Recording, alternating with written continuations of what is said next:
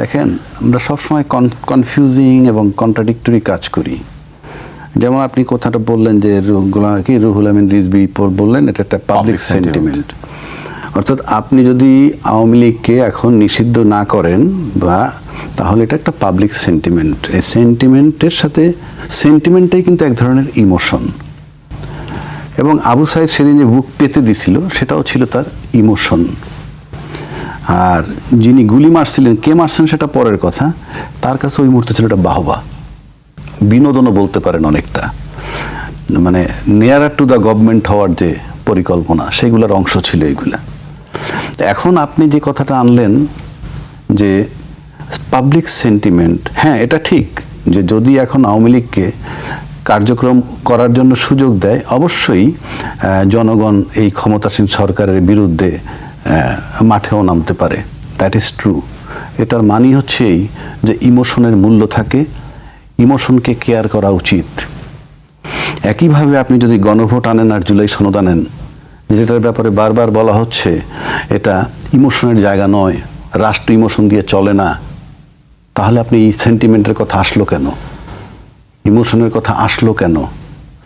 তারা গণহত্যা করেছে এবং গণহত্যা করছে ফাইনালি যদি আপনি ধরেন, আমাদের কাছে আনসিন, আমরা কিছু দেখি নাই, কিন্তু যেভাবে গুলি টুলি চালানো হয়েছে, হেলিকপ্টারে গুলি বলেন, মাঠে সরাসরি গুলি বলেন, যেটাই বলেন না কেন, সেটা একটা চূড়ান্ত ডিরেকশন কিন্তু টপের কাছ থেকে আসতে হয়েছে।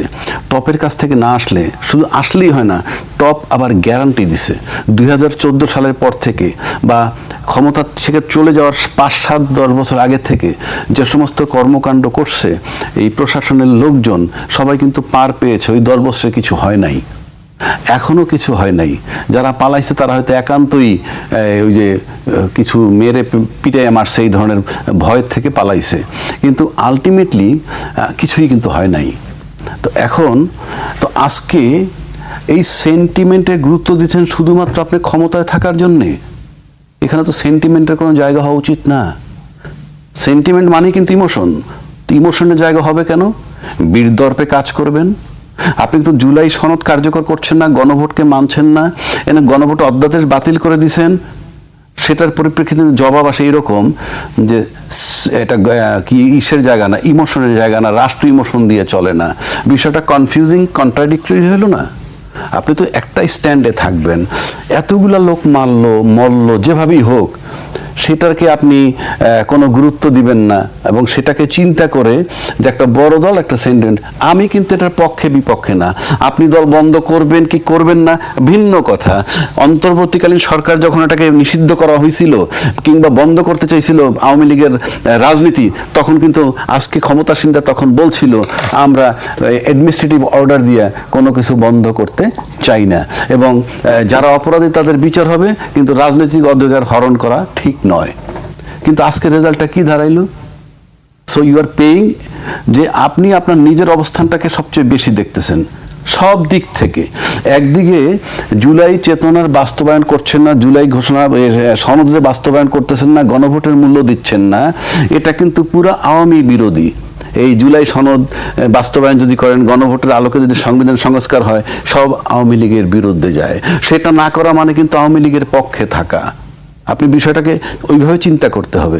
আবার সেন্টিমেন্টের মূল্য দিচ্ছেন, কোন জনগণের সেন্টিমেন্টের মূল্য দিচ্ছেন?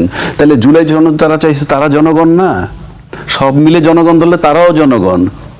তাহলে আপনি যে সেন্টিমেন্টের গুরুত্ব দিচ্ছেন সেটা কি আপনার জনগণের নিরাপত্তার জন্য, যারা আপনার দলের সাথে সংশ্লিষ্ট? আমি কিন্তু আলোচনা করতেছি, আমার এখানে কোনো আমার লাভ লোকসান কিচ্ছু নাই। আপনি এইভাবে তো চলবে না। 2 নম্বর আসেন, এত বড় একটা শক্তি আওয়ামী লীগ, তো আওয়ামী লীগকে যদি নিষিদ্ধ করা হয় তাহলে আপনি কি প্রিভিলেজ দিচ্ছেন যে জামাত এবং এনসিপি যারা অপোজিশনে আছে, এটা যদি চলমান থাকে আরেকটা ইলেকশন পর্যন্ত? আমি জানি না, কারণ জামাত এরকম বারবার নিষিদ্ধ করা হয়েছে, কিন্তু আলটিমেটলি তারা আবার আবার রাজনীতি করার সুযোগ পাচ্ছে, তাদের আরো বেশি বেড়ে গেছে। এক। 2 নম্বর, জামাতের বিরুদ্ধে দুইটা দল, দ্বিদলীয় শাসন ব্যবস্থায় দুইটা দল 55 বছর যাবত আপনারা বিরোধিতা করতেছেন, কোনো সন্দেহ নাই। কখনো কখনো তাদেরকে নিয়ে মন্ত্রী বানাইছেন, কখনো কখনো তাদেরকে নিয়ে আন্দোলনও করেছেন, আবার 24 আওয়ার্স তাদের বিরোধিতা। যদি বিরোধী থাকবেই, একটা পাওয়ারফুল দল, রাজনৈতিক দল যারা মোটামুটি 25-30 বছর, বিশেষ করে শেখ হাসিনা এবং বেগম খালেদার নেতৃত্ব যদি আমি ধরি, 25 বছর পার করছে। সেই 25 বছরে কিন্তু আপনার ওই রাজনীতি টিকে রয়েছে এই জামাতে ইসলামের, এবং সবশেষে তারা এখন 68টা সিট পাইলো। এটা কোন পদের বিরোধিতা রে ভাই? আপনি সে 68টা সিট পাইলো, আবার আপনি এত বড় দুইটা দল, একটা দলের বিরোধিতা করে আপনি শেষ করতে পারতেছেন না এখন পর্যন্ত। আজকে 68টা সিট পাইছে, কেউ কেউ বলে ইঞ্জিনিয়ারিং করে পাইছে, ইঞ্জিনিয়ারিং করে পাইলে তো ক্ষমতাই নিতে পারতো। 68টা সিট তো পাইছে। তাহলে আমরা কি ধরনের বিরোধিতা করি? স্বাধীনতার পক্ষ শক্তি, বিপক্ষ, এটা একটা বিভাজন মাত্র। তাহলে আর কি? আপনি এখন তার বাড়িতে কিন্তু বিরোধী দলের নেতা হিসেবে জামাতের ভদ্রলোকের বাড়িতে 5 বছর জাতীয় পতাকা উড়বে। সুতরাং আমি মনে করি বাংলাদেশে এই বিভাজন দূর হওয়া দরকার। এই স্বাধীনতার পক্ষ শক্তি, বিপক্ষ শক্তি, আমরা বাংলাদেশি, আমরা বাংলাদেশি যদি আমরা ভাবতে না পারি, তাহলে এইগুলো চলমান থাকবে। এখন আসি, আবার সেই জায়গাটায় ফিরে আসি। পাবলিক সেন্টিমেন্টের মূল্য দিয়ে যখন আপনি এই তাদের কার্যক্রম নিষিদ্ধ রাখতেন, তার মানে কি আপনার ইচ্ছা নাই নিষিদ্ধ রাখার? আপনাদের ব্যাখ্যায় মনে হয় আপনার নিষিদ্ধ রাখার ইচ্ছা নাই। এটা আরো মানে আছে। আরো মানে হচ্ছে এই যে কালকে যদি, যেমন জামাত ইসলামেরটা ফেরত আনছে কোর্ট কাচারি দিয়ে, তো কালকে যদি এসে আওয়ামী লীগ এখানে রিট ফিট করে, তারা তাদের এটা ফেরত পাইতেও পারে। বাট আমি একজন সাধারণ লোক হিসাবে আমি বলবো, আজকে পর্যন্ত আমি আওয়ামী লীগের কোনো অনুশোচনা দেখি নাই। আর অনুশোচনা দেখলেই বা আপনি মাফ করবেন কেন? বিচারটা প্রপারলি হওয়া উচিত। আমরা এত বেশি কনফিউজিং, বিচারের দিকেও গুরুত্ব দিচ্ছি না। ঠিক আছে, আপনি প্রপারলি বিচার করে ফেলেন না খুব দ্রুত। ট্রাইব্যুনালে মামলা হয়েছে, সবকিছু রায়গুলো তো হয়ে যেতে পারে। ইতিমধ্যে আবু সাইদের মামলার রায় হয়েছে, রায় নিয়ে আমি বিতর্ক করবো না, রায় নিয়ে অনেক কথা হয়েছে। আমি ফেসবুকে দেখলাম একজনে বলছে আমরা নির্দোষ, ওগুলো নিয়ে আমার কথা নাই। কারণ কোর্ট জাজমেন্ট দিছে, সেটা ভিন্ন কথা। কোর্টের জাজমেন্ট নিয়ে আমি কথা বলতে চাই না। ন্যায় অন্যায় সেটা কোর্ট যাচাই করবে, আরও ফোরাম আছে।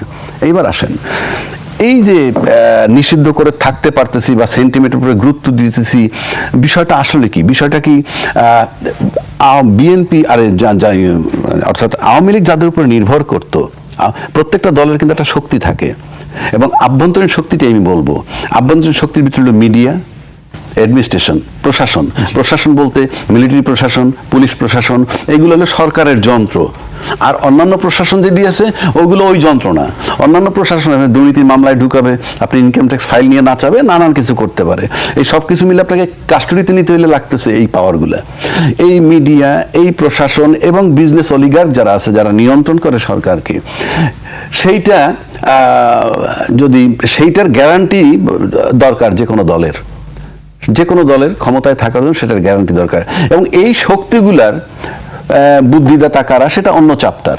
কিন্তু যদি এইটাকে চিন্তা করে যে এই 3টা কমিউনিটি আমার থাকা দরকার, সেই 3টা কমিউনিটির কাছে নিশ্চয়তা পাওয়ার জন্য এই সমস্ত করতে হচ্ছে কিনা, সেটা একটা বিষয়।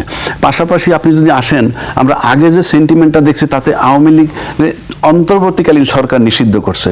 তখন যদি আজকের বিএনপি সরকার আরো বুদ্ধিমান হইতো, তখন ওই মুহূর্তে যদি তাকে দিয়ে আওয়ামী লীগটাকে নিষিদ্ধ করা যেত, সমস্ত ব্লেম কিন্তু আজকে চলে যেত ইন্টারিম গভর্নমেন্টের উপরে। সেটুকুও তাদের বোঝার ক্ষমতা হয় নাই। কার বুদ্ধিতে তখন তারা এগুলো অপোজ করছে আমরা ঠিক জানি না। অনেক কিছু করানো যেত ওই অন্তর্বর্তীকালীন সরকারের দিয়ে, এবং সবটা কিন্তু তার উপরে চাপাইয়ে দেওয়া যেত। এবং আমার ধারণা যে আজকে যদি বেগম খালেদা জিয়া বেঁচে থাকতেন, তাহলে আমার কাছে মনে হয় ইউনূস সাহেব লম্বা সময় না পেলেও ওই 1.5 বছর খুব পিসফুলি থাইকে যেই কাজগুলা এখন করতে চাচ্ছে অনেকে, যেমন এই যে নিষিদ্ধ করা, এই সমস্ত কাজগুলা অন্তর্বর্তীকালীন সরকার দিয়ে করানো যেত নিজে নির্দোষ থেকে। পাশাপাশি আরেকটা কথা বলি, এই চুলের সাথে রিলেটেড হলো আবার শিরিন শারমিন চৌধুরী। এখন শিরিন শারমিন চৌধুরী গ্রেপ্তার করলো সম্প্রতি। শিরিন শারমিন চৌধুরীর গ্রেপ্তারটা কেন করলো? আমার ধারণা বলছি, আমি তো শিরিন শারমিন চৌধুরী গ্রেপ্তার না করলেও তো পারতো, কিন্তু আমার কাছে মনে হয় শিরিন শারমিন চৌধুরী প্রায় 1.5 বছর যাবৎ বাংলাদেশে সার্ভিলেন্সে ছিল। তা না আপনি খুঁজে পাবেন কোত্থেকে? সার্ভিলেন্সে ছিল, সময় মতো তাকে ধরছে। এটার মানে হচ্ছেই যে একটা সময় হয়তো আওয়ামী লীগের রাজনীতি করতে দিতে হবে, আমার ধারণা। সেক্ষেত্রে কারা করবে? প্রধানমন্ত্রী যিনি সাবেক উনি করতে পারবেন না, কিন্তু উনি এখন পর্যন্ত ছাড়ছেন না, উনি কিন্তু ওনার পথ ছাড়েন নাই। মানে ক্ষমতার লোভ মানুষের এত, এখনো কিন্তু ছাড়তে পারতেন ভারত বসে যে ঠিক আছে অন্য কাউকে আমি বানিয়ে দিলাম। তো আমার ধারণা শিরিন শারমিন চৌধুরী কাস্টডিতে গেছে, কি ইস্যুতে ধরছে আমি তা জানি না, তবে তার জামিন পাওয়াটা আমার কাছে মনে হয় গ্রহণযোগ্য। হত্যা মামলায় তাকে হত্যা মামলা দেখানো যাই দেখেন, তারা হেভিওয়েট জামিন পেতেই পারে, হয়তো যখন জামিন পাবে তাহলে সে ক্লিন ইমেজে থাকলো, অর্থাৎ তখন সে ফ্রি মুভ করতে পারবে। এই গ্রেপ্তার না হয়ে ফ্রি মুভ করলে একটা কোশ্চেন আসতো পাবলিক সেন্টিমেন্ট, এই যে কথাটা বলছে রুহুল আমিন রিজভী, রুহুল কবির রিজভী, যে সেন্টিমেন্ট যে এখন যদি শিরিন শারমিন যদি এমনি ঘুরতে থাকতো তাহলে বলতো হত্যা মামলা সে ঘরে কেমনে, ফেসিস্টের দোষর ঘরে কেমনে, হ্যাঁ এই গ্রাউন্ডে তিনি নিয়েছে। অথচ ফেসিস্টের দোষর রাষ্ট্রপতি কিন্তু বহাল তবিয়াতে আছে। You see the politics. মানে আমার কাছে এটা আলোচনা করতে এখন ভালো লাগে না ইনফ্যাক্ট। তো আমার মনে হয় আলটিমেটলি একটা সার্টেন টাইম দেখা যাবে শিরিন শারমিন চৌধুরী রিলিফ পাবে, রিলিফ পাওয়ার পর যদি কখনো সুযোগ আসে যে ক্লিন ইমেজের ইয়ে করবে, সেক্ষেত্রে তারা নেতৃত্ব দিতে পারে। জি, আপনার কাছে